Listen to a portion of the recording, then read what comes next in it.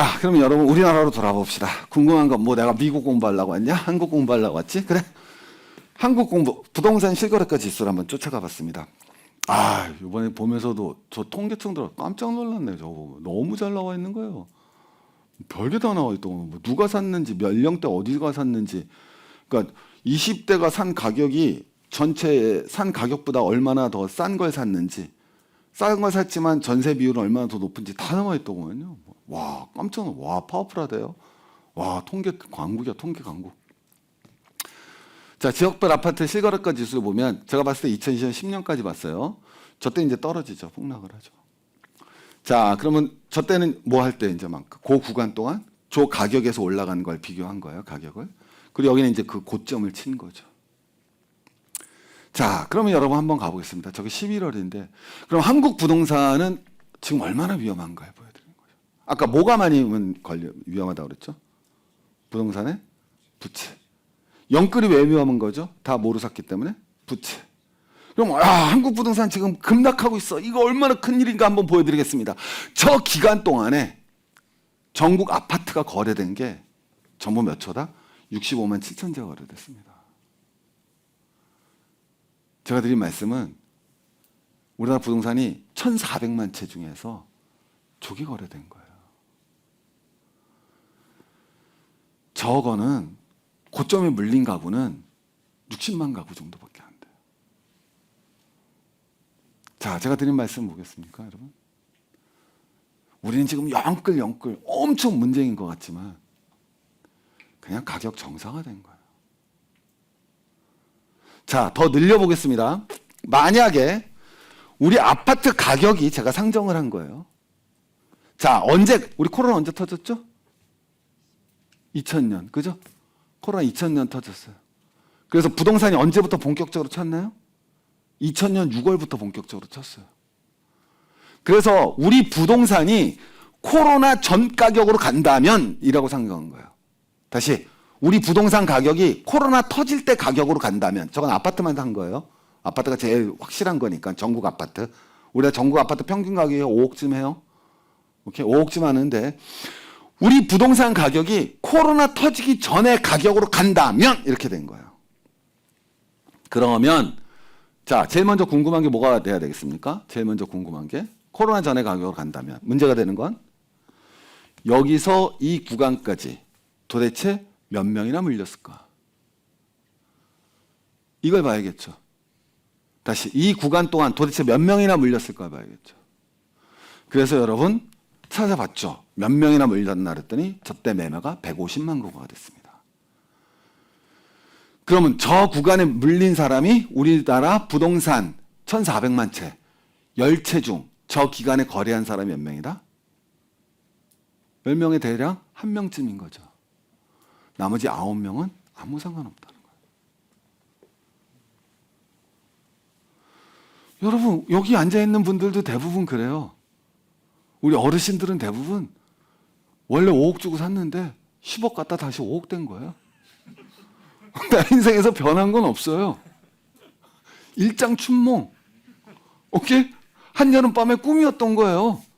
아무 변한 게 없어요. 변한 건 올랐을 때 술 산 거예요. 너무 짜증나요. 돌려달라고 할 수 없잖아요. 다시 모여라. 돌아가면서 이번엔 니네가 나 사줘. 이럴 수는 없잖아요.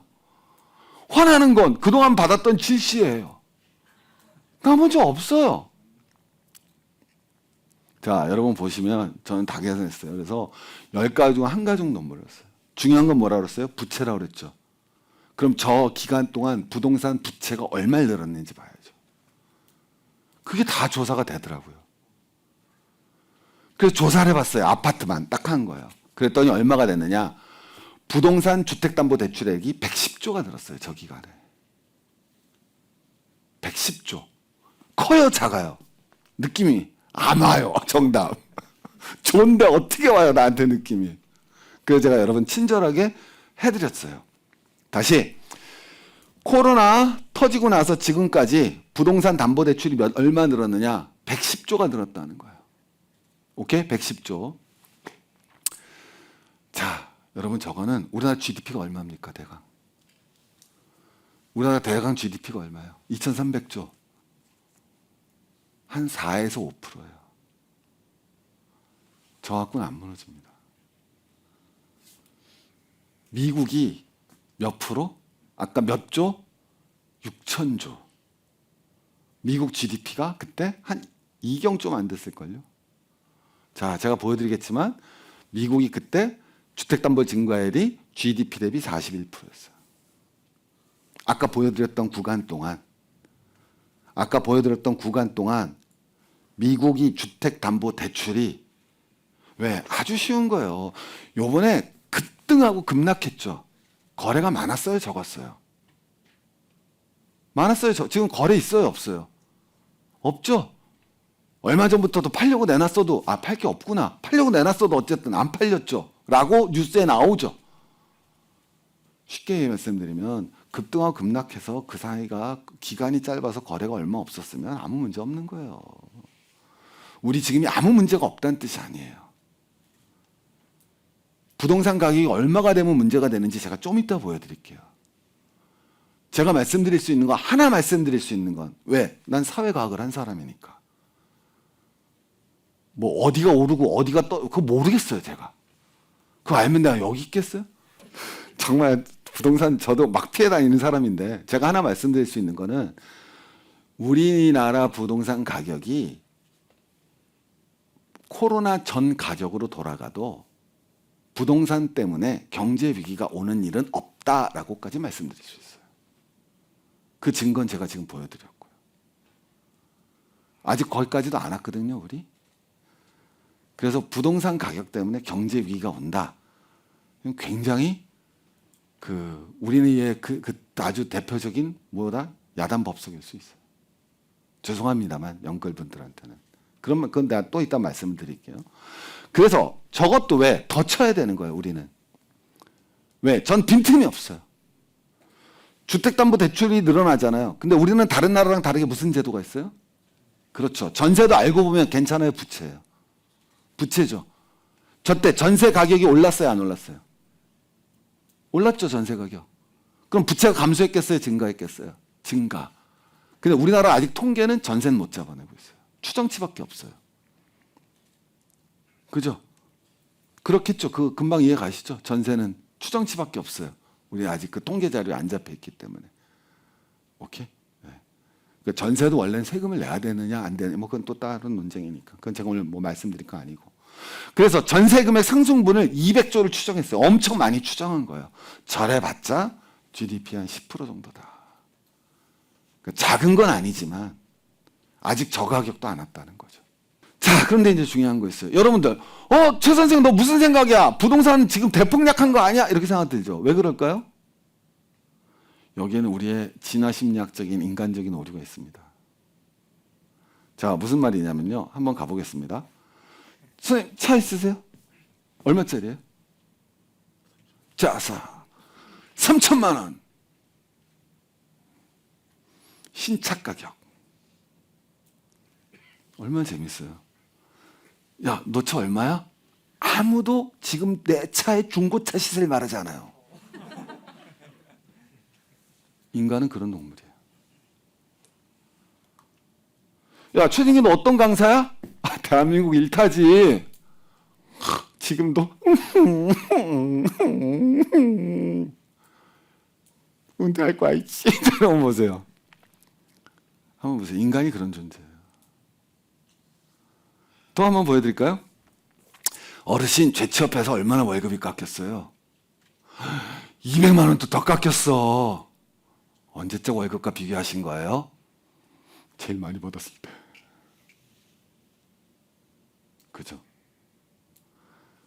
그게 인간이에요.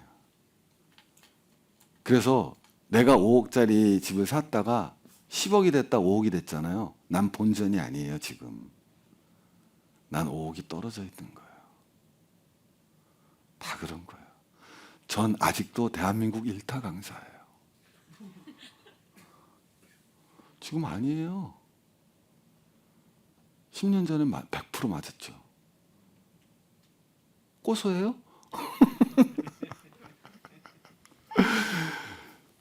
아내가 뭐라 그래요, 남편한테. 남편이 아내한테 뭐라 그래요. 너만 안 만났어도. 그건 아내가 만난 남자 중 제일 잘난 남자보다 네가 못하다는 뜻이지, 아내가 만든 남자들의 평균치보다 너가 낫다는 뜻이 아니에요.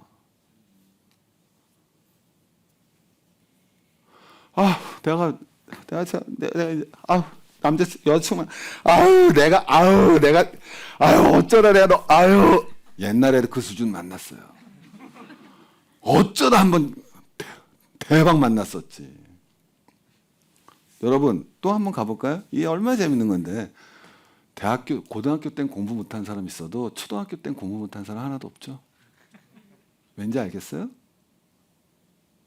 오케이? 그죠? 초등학교 때 공부 못했어요? 무슨 소리야, 영재였지. 여기 초등학교 때 영재 아닌 사람 나와보세요. 오케이? 그게 바로 저게 되는 거예요. 그래서 어르신들 만나면 내가 한때는 되는 거예요. 그래서 굉장히 이게 파워풀한 거예요.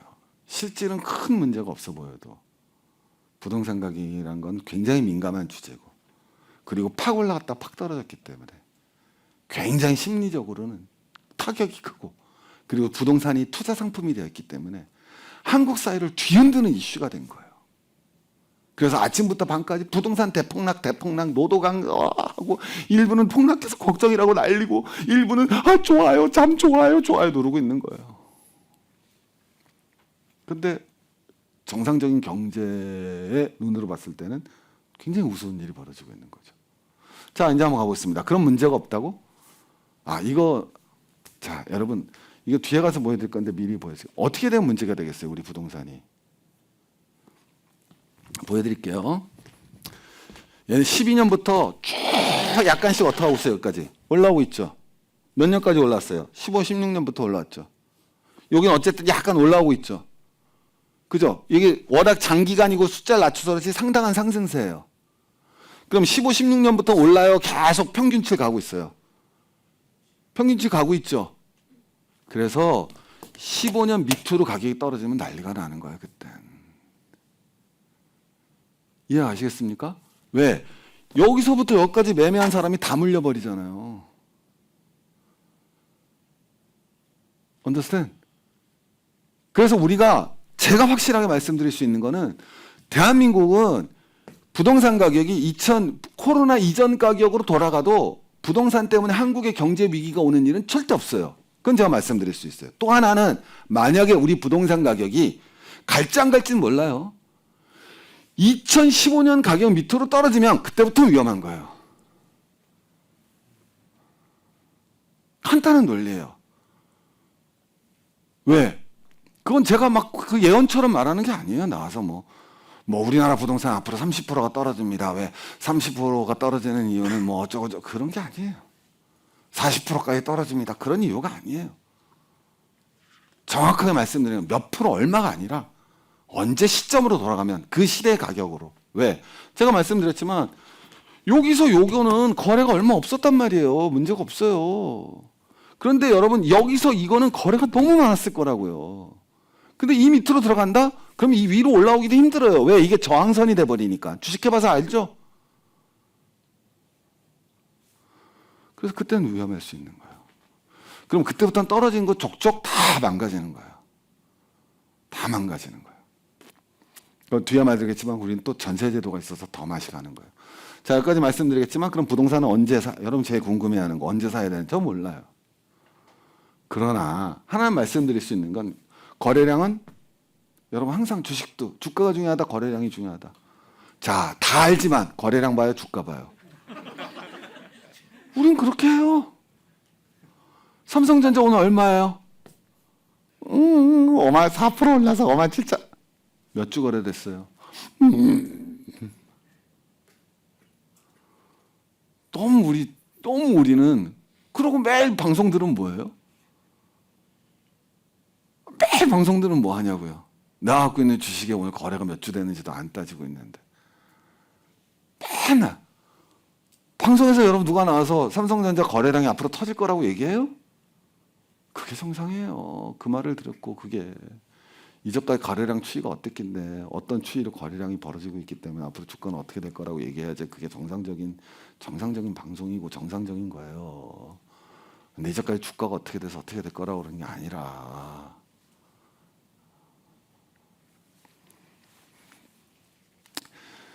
저한테 좀 되면 많은 사람이 봤으면 좋겠어요.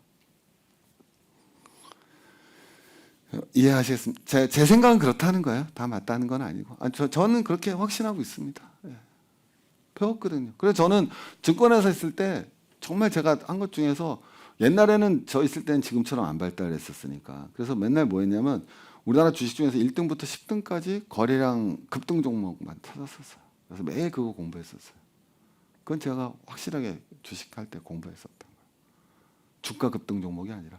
주가 급등 종목은 맨날 치면 옛날에 감리 종목이라고 그래서 관리 종목만 떠요. 주가 급등은. 그죠? 아무 소용 없는 거예요. 상한가 아니면 하한가. 지금 요새는 30% 됐지만 우리 때는 6%였으니까. 아주 오래전 얘기죠.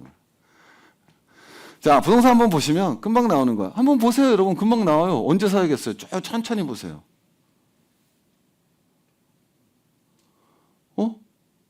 19년 7월부터 거래량이 갑자기 어떻게 돼요? 뜨죠? 7월이면 이사철이라 떴나요? 한여름 무슨 이사를 가요? 해수욕장 가야지. 자, 여러분 금방 나오잖아요. 거래량이 급증하잖아요. 자, 저 거래량이 급증하는 시기를 앞으로 당겨 볼까요? 가격은 안 오르고 있죠. 그죠? 그래서 거래량이 가격에 뭐 한다? 선행한다고 하는 거예요. 저 시기에 부동산 가격은 안 오르고 있는데 거래량은 움직이고 있죠. 저 때 샀어야죠. 자, 그 다음에 이제 올라서 계속 있다가 이때 한번 볼까요? 앞에 어떻게 되고 있어요? 6만, 5만. 거래가 어떻게 하고 있어요? 떨어지고 있을 거죠. 그러니까 사실은 여러분들이 자면 우리 주가도 알지만 무릎에 서서 머리에 팔라는 얘기는 안 하죠. 무릎에 서서 어깨에 팔라는 얘기는 하죠. 그럼 내려올 때도 여기에서는 팔 수 있어야 되는데 못 팔죠, 그게. 거래가 떨어지기 시작하니까. 자, 그러고 나서는 여러분도 안다시피 거래가 박살이 났죠. 자, 이제 하나 더 가보겠습니다. 그래서 여러분 뭐가 되느냐? 이제 다시 보시면 이거는 지지선, 저항선, 그죠? 근데 지지선, 저항선의 간격이 굉장히 오래됐잖아요. 그럼 저게 뭐가 많이 쌓여있다? 매물이 많이 쌓여있잖아요. 그걸 뚫고 나가면 주가나 어느 가격이든 확 올라가는 거잖아요. 그죠? 왜? 논리 이건 제가 그래프 때 다 주가가 왜 오르는지 설명을 드렸었으니까 차트는 왜 봐야 되는지 해서 설명을 드렸는데 자, 여러분 가보겠습니다. 이것도 마찬가지죠. 그래서 환율도 우리가 보면 원래 옛날에는 이게 지지선이었고 이게 저항선이었죠. 근데 거꾸로는 지금은 저항선이 무슨 선이 됐다? 지지선이 돼 있다. 이 정도는 보시면 그래서 환율도 옛날하고는 다르게 한 단계 업그레이드 됐다라고 보시는 게 맞을 거다. 저는 저것만 보면 말씀을 드릴 수 있을 것 같아요. 아파트 이거는 앞에서 제가 말씀드렸는데 이걸 보여드린 거예요. 2000년대 초반 가격이 강력한 저항선이다. 2000 저건데 저게 무너지면 그때는 큰 문제가 발생할 거다라고 말씀드렸죠.